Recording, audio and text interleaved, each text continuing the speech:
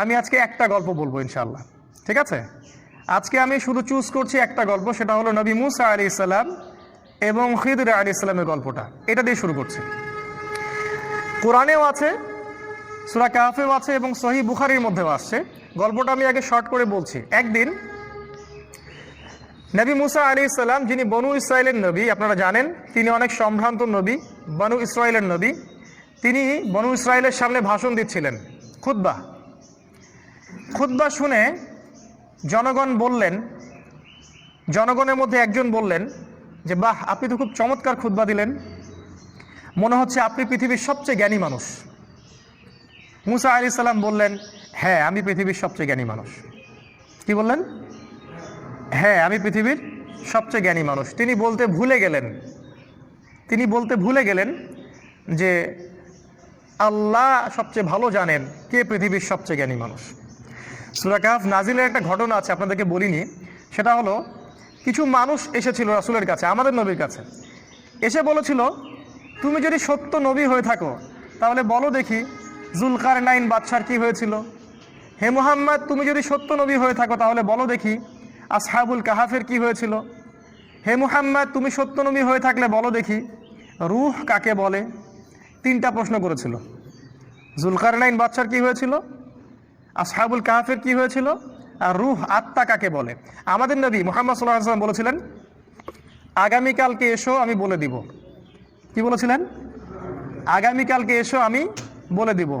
ওহী আসা বন্ধ হয়ে গেল। 3 মাস 4 মাস 6 মাস কোনো ওহী আসে না। আমাদের নবী মুহাম্মদ সাল্লাল্লাহু আলাইহি ওয়াসাল্লাম একটা শব্দ বলতে ভুলে গিয়েছিলেন, একটা, সেটা হলো ইনশাআল্লাহ। এরপরে এই সূরার প্রথম যে আয়াতটা নাজিল হয়, ওয়ালা তাকুলান্না লিশাইইন, হে নবী, 23 এবং 24 নম্বর আয়াত, কখনো বলবেন না, কখনো কোনো কিছু বলবেন না, ইন্নী ফাইলুন যালিকা গাদান, আমি আগামীকাল কিছু করব, ইল্লা ইনশাআল্লাহ, ইনশাআল্লাহ বলা ব্যতীত। এটা প্রথমে নাজিল হলো, তারপরে এই প্রশ্ন 3টার উত্তর আল্লাহ পাক জানিয়ে দিলেন, তার আগে জানিয়ে দেননি। ঠিক একইভাবে মুসা আলাইহিস সালাম একটা ভুল করে বসলেন। তিনি বললেন, আমি পৃথিবীর সবচেয়ে জ্ঞানী মানুষ। আল্লাহ রাব্বুল আলামিন নবীদের ছোট ছোট ভুল ধরে ফেলেন, আল্লাহ পাক ধরে ফেলে বললেন, না মুসা, তুমি পৃথিবীর সবচেয়ে জ্ঞানী মানুষ নও, তুমি পৃথিবীর সবচেয়ে জ্ঞানী মানুষ নও। আমার একজন বান্দা আছে যাকে তুমি পাবে 2 সাগরের মিলনস্থলে, আমার সেই বান্দা তোমার চেয়ে অনেক বেশি জ্ঞানী। মুসা আলাইহিস সালাম এটা শোনা মাত্রই ওই বান্দার সাথে দেখা করার জন্য উদ্গ্রীব হয়ে উঠলেন। তিনি আল্লাহকে বললেন, আমি তার সাথে দেখা করতে চাই। আল্লাহ পাক বললেন, তুমি একটা ঝুড়ি নাও, এই ঝুড়ির মধ্যে কিছু মাছ নিবে, মৃত মাছ, এবং সাথে একজন সহযোগী নাও, নিয়ে সফর করো। যখন ওই 2 সাগরের মিলনস্থল পেয়ে যাবে, ওই জায়গায় দেখবে যে আমার সেই বান্দা বসে আছে। মুসা আলাইহিস সালাম সফর করলেন, তার সাথে একজন যুবককে নিলেন, যুবকের নাম হচ্ছে ইউশা বিন নুন। একটা ঝুড়ি নিলেন, সেখানে মাছ রাখলেন। এবার তিনি সফর করা শুরু করলেন। তিনি বলছেন, আমি সফর করতেই থাকবো, যদি আমাকে যুগ যুগ ধরেও চলতে হয়। সফর করতে শুরু করলেন। একটা পর্যায়ে সফর করতে করতে করতে করতে 2 সাগরের মিলনস্থল তিনি পেয়ে গেলেন। সেখানে তারা রেস্ট করলেন, বিশ্রাম নিলেন। এই বিশ্রাম নেওয়ার সময় এই যে মৃত মাছগুলো ছিল জীবিত হয়ে সমুদ্রে বা নদীতে চলে গেল। কিন্তু ইউশা বিন নুন এই ঘটনাটা দেখলেন, দেখে মুসা আলাইহিস সালামকে বলতে ভুলে গেলেন। শয়তান আমাদেরকে অনেক সময় আল্লাহর পথ থেকে ভুলে গেলেন। এরপরে মুসা আলাইহিস সালাম আবার উঠলেন রেস্ট নিয়ে এবং চলা শুরু করলেন আবারও সামনের দিকে। এবার চলতে চলতে উনি খুব ক্লান্ত হয়ে পড়লেন। এতক্ষণ পর্যন্ত কিন্তু তিনি ক্লান্ত বোধ করছিলেন না। মাছটা যেই সমুদ্রের নদীতে চলে গেল, এবার তিনি অন্য পথ যাচ্ছেন, ভুল পথে, এবং ক্লান্ত হয়ে যাচ্ছেন। তার মানে জীবনে চলার পথে আপনার পথ যদি ভুল হয়, আপনি খুব সহজে ক্লান্ত হয়ে যাবেন। আর আপনার পথ যদি হয় আল্লাহ এবং তার রাসূলের পথে, আপনি সহজে ক্লান্ত হবেন না। আপনার ভিতরে সবসময় চিরযৌবন কাজ করবে। যাই হোক, তিনি ক্লান্ত হয়ে গেলেন এবং ইউশা বিন নুনকে বললেন, নাস্তা নিয়ে আসো, মাছগুলোকে নিয়ে আসো, আমি খুব ক্ষুধার্ত। তখন ইউশা বিন নুনের খেয়াল হলো যে মাছ তো চলে গেছে নদীতে। তিনি বললেন, মাছ তো চলে গেছে নদীতে, আমি তো আপনাকে বলতে ভুলে গিয়েছিলাম। তখন বললেন মুসা আলাইহিস সালাম, তুমি এটা কি করেছো? ওইটাই তো সেই জায়গা, যে জায়গার সন্ধান আমরা করছিলাম। তারা আবার ফেরত আসলেন, এসে দেখলেন দুই সাগরের মিলনস্থলে একটা সাখরা বলে আরবিকে একটা পাথর বা রক, শিলাখণ্ড, এর উপরে একজন ব্যক্তি বসে আছেন। মুসা আলাইহিস সালাম তাকে সালাম দিলেন, বললেন আসসালামু আলাইকুম। খিদির আলাইহিস সালাম বললেন ওয়ালাইকুম আসসালাম। এই জনমানব শূন্য জায়গায় কে সালাম দিচ্ছে? তখন মুসা আলাইহিস সালাম বললেন আমি মুসা। খিদির আলাইহিস সালাম বললেন কোন মুসা? বনি ইসরাইলের মুসা। কোন মুসা? বনি ইসরাইলের মুসা। তার মানে খিদির আলাইহিস সালাম বনু ইসরাইলের ব্যক্তি নন। খিদির আলাইহিস সালাম ইহুদি খ্রিস্টানদের কেউ নন, তিনি বনু ইসরাইলের মধ্যে কেউ নন। সালাম দেয়া হলো। মুসা আলাইহিস সালাম বললেন আমি কি আপনার সাথে এই শর্তে থাকতে পারি যে আল্লাহ পাক আপনাকে যে জ্ঞান শিক্ষা দিয়েছেন সেখান থেকে আপনি আমাকে কিছু শেখাবেন? ওস্তাদের সোহবত। এবার খিদির আলাইহিস সালাম বললেন, অ্যান্সারটার দিকে খেয়াল করেন, খিদির আলাইহিস সালাম বললেন ইন্নাকা লান তাসতাতিআ মাইয়া সাবরা।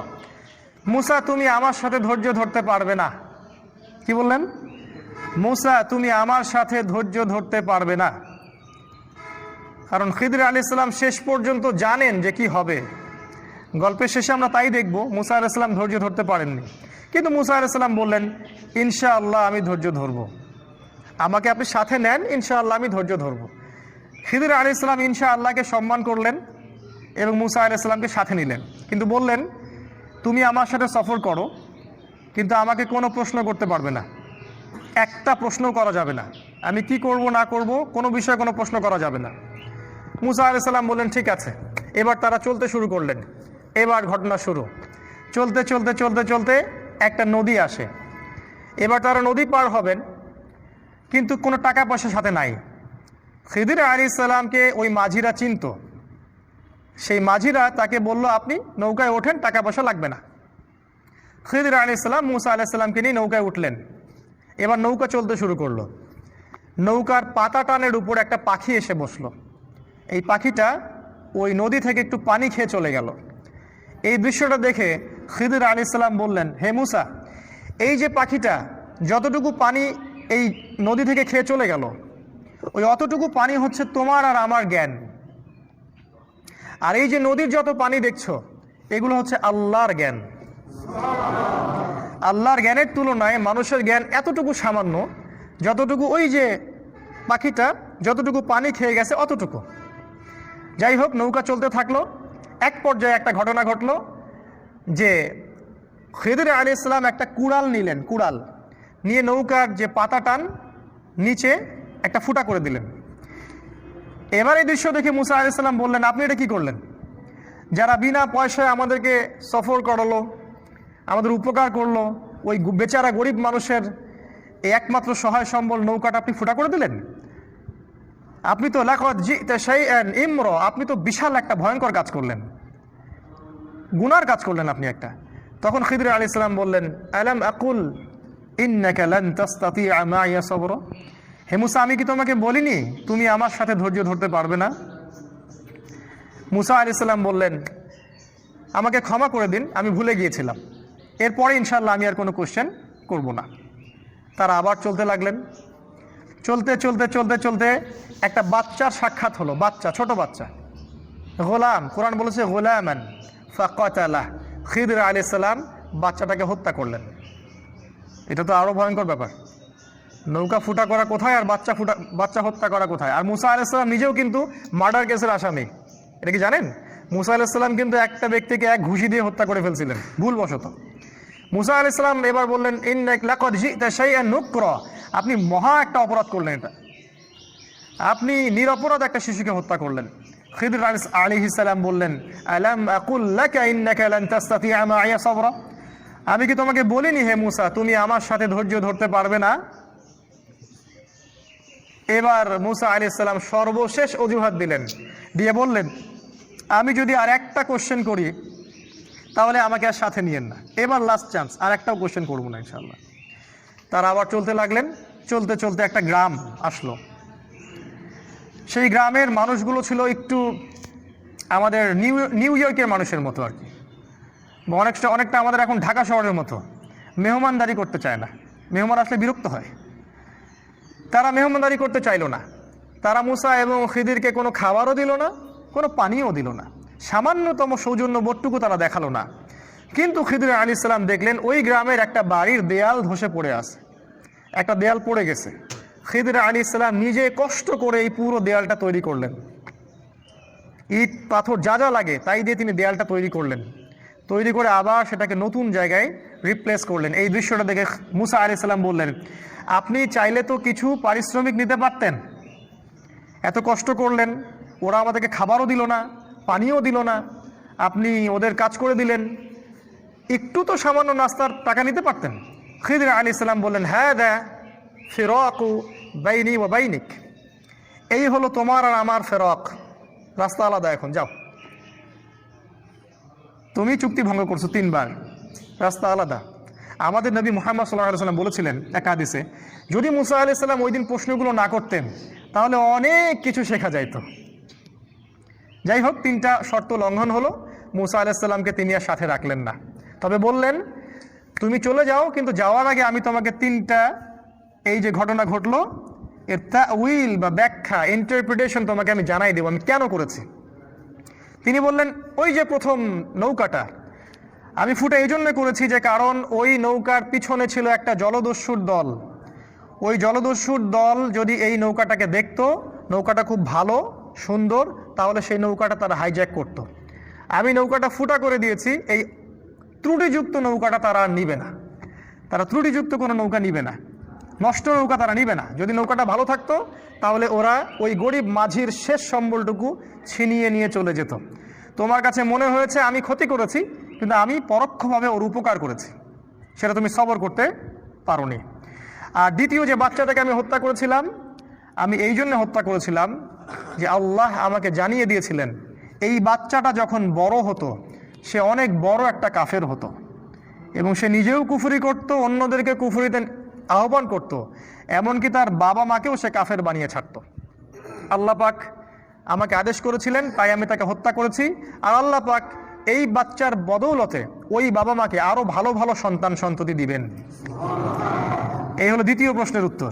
আর তৃতীয় প্রশ্নটা কি, ওই যে আমি দেয়ালটা নির্মাণ করলাম, তোমার কাছে মনে হলো যে আমি অযথাই পরিশ্রম করলাম, তো আল্লাহ আমাকে জানিয়ে দিয়েছিলেন যে ওই দেয়ালটার নিচে ওই বাড়ির 2টা এতিম বাচ্চার সম্পত্তি লুকানো আছে। ওই বাড়ির 2টা এতিম বাচ্চার সম্পত্তি ওই দেয়ালের নিচে লুকানো আছে, গুপ্তধন। আল্লাহ পাক চাইলেন আমি দেয়ালটা নির্মাণ করে দেই, ওই বাচ্চারা যখন বড় হবে তখন তারা এই সম্পত্তিটা পাবে। আর দেয়াল যদি নির্মাণ না করতাম তাহলে অন্যেরা ওর সম্পত্তি লুট করে নিয়ে যেত, তারা ভোগ করতে পারতো না। এই হলো 3টা ঘটনার তাউইল, যে ব্যাপারে তুমি সবর করতে পারোনি। খিদির আলাইহিস সালাম সম্পর্কে আল্লাহ পাক বলেছেন, আমি খিদিরকে 2টা গুণ দিয়েছিলাম, জাস্ট 2টা গুণ। এটা বলে শেষ করছি, খিদিরকে আমি 2টা গুণ দিয়েছিলাম, আমাদেরকে এই 2টা গুণ অর্জন করতে হবে। আল্লাহ পাক বলেছেন, আমি তাকে আমার পক্ষ থেকে রহমত দিয়েছিলাম, মানে সে মানুষের প্রতি খুব দয়ালু ছিল।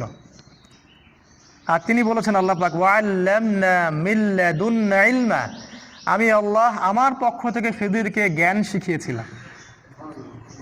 তাই এই জামানায় খিদির আলাইহিস সালামের মতো হয়ে এই রাতের অন্ধকার দূর করে সোনালি সকাল আনতে হলে আমাদেরকে যেমন 2 চোখ দিয়ে দেখতে হবে, একই সাথে দয়ালু হতে হবে, এবং আল্লাহর পক্ষ থেকে যে জ্ঞানের উৎস, ওই উৎসের কাছে আপনাকে ফিরে আসতে হবে।